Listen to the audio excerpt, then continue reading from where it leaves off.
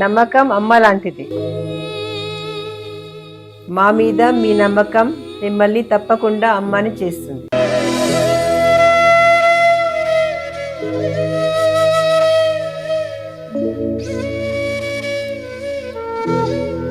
నేడు ఎంతో మంది మా మీద నమ్మకంతో అమ్మాయారు. మీకోసం అమ్మతనం ఎదురు చూస్తుంది. వివరాలకు సంప్రదించండి. Kiran infertility centre, Hyderabad, Bengaluru, Chennai, Delhi.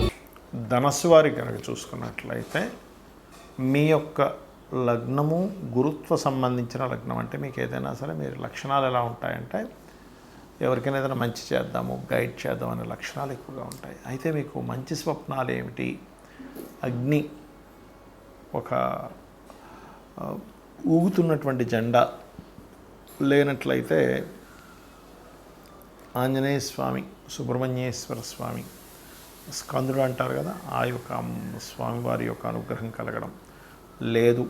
సూర్యభగవానుడు లేనట్లయితే నారాయణుడు.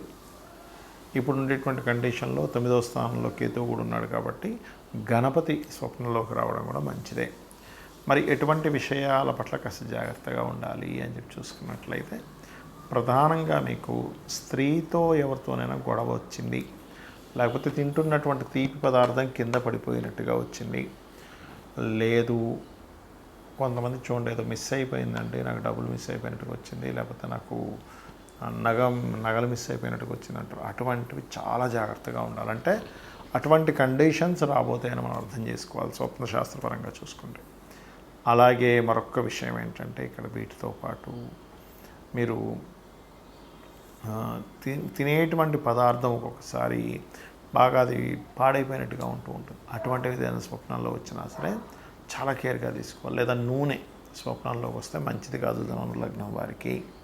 అంటే ఫ్యూచర్ ఏదైతే ఉందో, ఫైనాన్షియల్గా ఏదైతే ఉందో, కొంచెం మీకంటే పెద్దవాళ్ళు ఉంటారు, అన్న వరుస వాళ్ళతో మీకు ఏదో ఇబ్బంది రావడం, లేకపోతే వాళ్ళకి ఏదో ఇబ్బంది రావడం అనేటువంటిది అర్థం చేసుకోవాలి. అదేవిధంగా నల్లటి గొర్రెలు, నల్లటి ఉంటాయి కొన్ని గేదెలు, ఇలాంటివి కూడా రాకూడదు ధనస్సు వారికి. అయితే అది ఒక్కొక్కసారి నార్మల్గా ఏదో వచ్చి వెళ్ళిపోయిందండి, అదేదో పచ్చికి బయర్లు తింటున్నట్టు వెళ్ళిపోయిందంటే పెద్ద ఇబ్బంది కాదు. కానీ అది మీ మీద ఏమైనా అటాక్ చేసినట్టు ఏమైనా వచ్చిందా, బల్లూకల్ లాంటిది ఏమైనా అటాక్ చేసినట్టు మీకు వచ్చిందా అనేటువంటి విషయాన్ని మీరు అర్థం చేసుకోవాలి. ఇక గజేంద్ర మోక్షం చదువుకున్నట్లయితే అన్ని విధాలు బాగుంటుంది. ముఖ్యంగా స్వప్న శాస్త్రానికి ఉండేటువంటి రూల్స్ అండ్ రెగ్యులేషన్స్, మనకి శాస్త్రాల్లో చెప్పినటువంటి అంశం ఏమిటి అనే విషయాలు తెలుసుకుందాం. మీకు ఏదైనా ఒక స్వప్నం వచ్చింది అనుకోండి, ఆ యొక్క స్వప్నం ఏదైతే ఉందో దానికి సంబంధించిన విషయంలో మనకి చూడండి, ఎవరైనా డాక్టర్స్ని కన్సల్ట్ చేసిన సైంటిస్టులు ఏమంటారు, మీరు పొద్దున్నంతా మీరు దాని గురించి ఆలోచించారండి అందుకే వచ్చింది అంటారు. అది 100% కరెక్ట్, అందులో డౌట్ ఏం లేదు.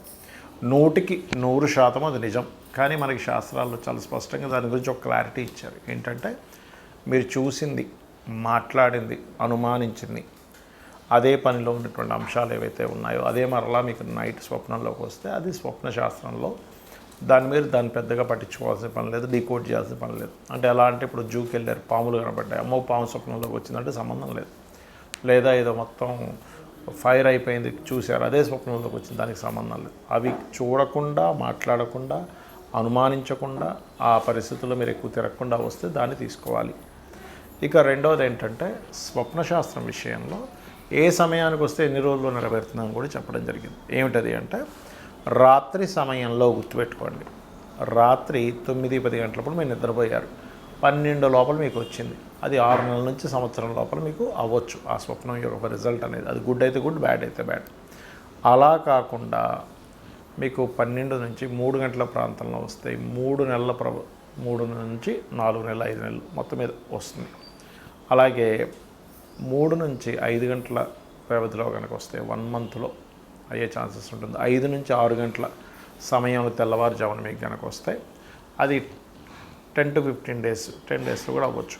నిద్ర లేస్తూ నాకు స్వప్నం వచ్చిందని వెంటనే నిద్ర లేచాను, పొద్దున్నేమో ఇప్పుడే అవుతుంది అని నిద్ర లేచాను అన్నప్పుడు మీకు అది 1 వీక్లో కూడా అయ్యే ఛాన్స్ ఉంటుంది. 2-3 రోజుల్లో కూడా దాని యొక్క ప్రభావం చూపిస్తుంది. అయితే ఎప్పుడు కూడా మీకు ఎటువంటి స్వప్నం వచ్చినా గుర్తుపెట్టుకోండి, అర్ధరాత్రి కూడా మెలకు వచ్చింది, ఒక స్వప్నం వచ్చి. అది మంచి స్వప్నం అయితే ఇక నిద్రపోవద్దని చెప్తుంది శాస్త్రం. 2-3 గంటలప్పుడు వచ్చింది. చక్కగా స్నానాది కార్యక్రమాలు చేసుకొని దైవతారాధన చేసుకోవాలట. దుస్వప్నం వచ్చిందండి అన్నప్పుడు కాళ్ళు చేతులు కడుక్కొని చక్కగా మరలా మీరు మీ యొక్క ఇష్టదైవాన్ని తలుచుకుంటూ నిద్రపోయినట్లయితే ఒక మంచి స్వప్నం వచ్చి అది ఆ యొక్క స్వప్న సంబంధించిన దుష్ఫలితాలు పోతాయి. అలాగే చాలామంది తెలియక ఉదయం నిద్రలేచిన వెంటనే వాళ్ళ స్వప్నం గురించి వివరిస్తారు. అలా వివరించొద్దు అని చెప్తుంది శాస్త్రం. నిద్రలేచి చక్కగా మీ కాలకృత్యాలు తీర్చుకొని మీ యొక్క నిత్య దైనందిక కర్మలు ఏవైతే నిత్య ధ్యానము, మన సంధ్యావందనము, లేనట్లయితే నిత్య పంచోపచార పూజలు లాంటివి అవి కంప్లీట్ చేసుకొని చక్కగా ఆలయానికి వెళ్ళొచ్చి మధ్యాహ్నం భోజనం తర్వాత చెప్పాలి అని చెప్తుంది శాస్త్రం.